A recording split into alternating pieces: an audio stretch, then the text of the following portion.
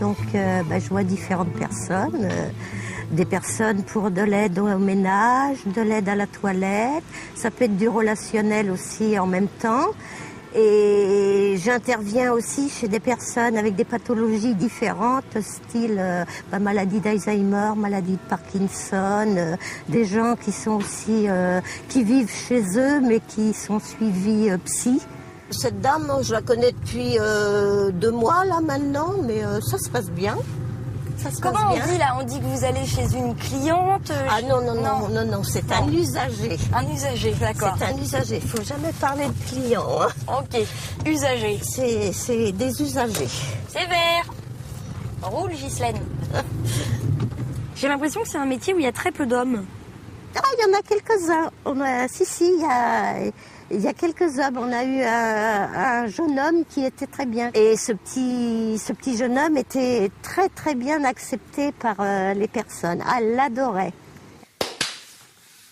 Vous faites toujours toute seule là? Vous essayez toute seule? Là aujourd'hui on vous aide? Je ne sais pas. C'est le démarrage. Là. Voilà, on va emmener l'ambulateur.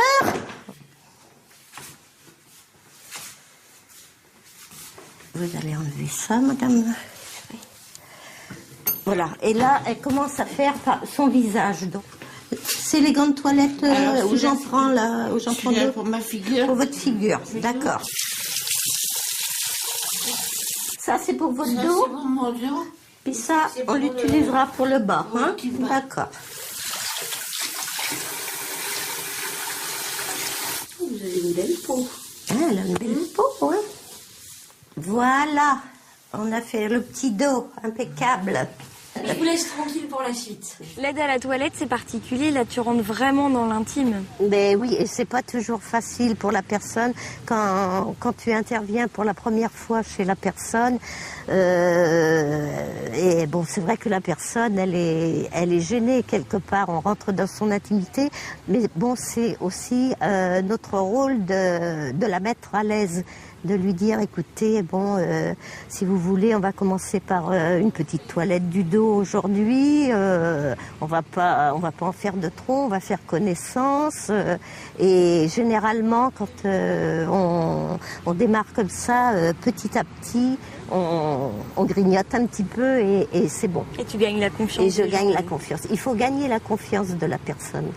On va enfiler le pantalon. Alors, tu vois, pour que ça soit plus facile pour la personne, on passe notre petite menotte comme ça.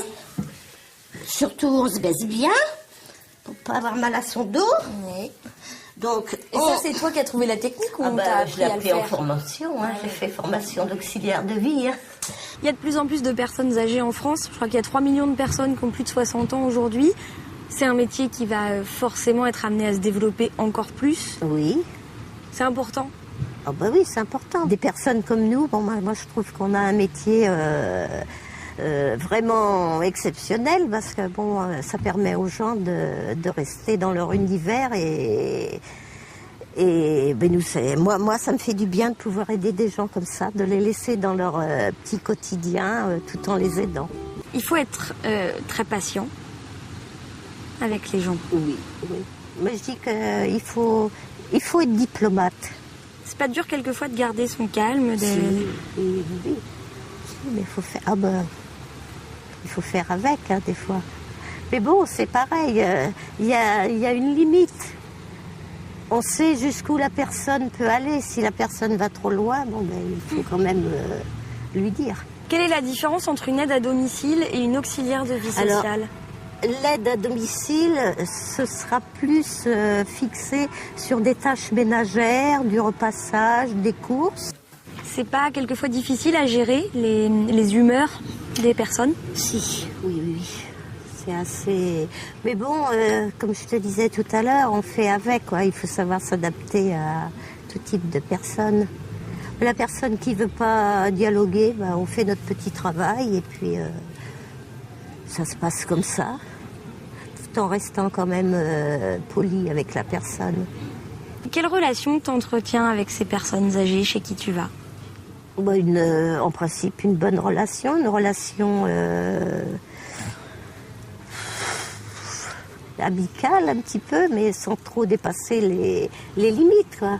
C'est pas facile quelquefois de pas dépasser. Oui, c'est pas facile. Il faut des limites, quoi. Ouais. Et c'est vrai, c'est en ayant de l'expérience qu'on voit aussi nos bêtises, qu'il faut dire stop. Qu'est-ce que ça t'apporte personnellement, ce travail? Ah, moi, ça m'apporte, c'est mon bien-être. Je pars le matin, je suis contente d'aller faire mon travail. Parce que tu as le sentiment d'être utile ou... Oui. Je sais que j'apporte aux gens. Je sais que mon travail n'est pas inutile. Je vais travailler dans des conditions. Je sais que la personne, ça va lui apporter. Que moi, vu que j'aime mon travail, je suis contente aussi. Donc, c'est sans problème. Moi, je vais travailler sans angoisse le matin. Il faut avoir une bonne condition physique, quand même. Je pense, oui. Je sais que moi, en ce qui me concerne, j'ai pas souvent de problèmes de dos, je suis assez costaud quand même. C'est à nous aussi de nous préserver en faisant les gestes appropriés. Des gestes que tu apprends en formation, du coup. Oui. Se baisser, soit en pliant les genoux ou en étant accroupi. Hop. Voilà. On a juste un petit quart d'heure de retard. Ça va. Quart d'heure vendéen. Voilà, c'est ça. Le petit quart d'heure du café avec Madame Baron. Elle met la patate pour toute la journée, Madame Baron. Ouais, c'est vrai, moi j'adore. C'est vrai qu'elle aime beaucoup parler. Oui, c'est vrai que mais en même temps, ça fait partie de notre métier. Hein. Le mot est peut-être fort, mais je le prends un petit peu comme une vocation. J'ai le plaisir de rencontrer des gens, j'ai le plaisir d'aider des gens, d'apporter mon aide à la personne, aussi bien par le quotidien à faire à la maison, que aussi bien par le relationnel, de faire du bien à la personne par mes paroles, par ce qu'elle peut me raconter aussi, parce qu'elle aussi a besoin de s'exprimer.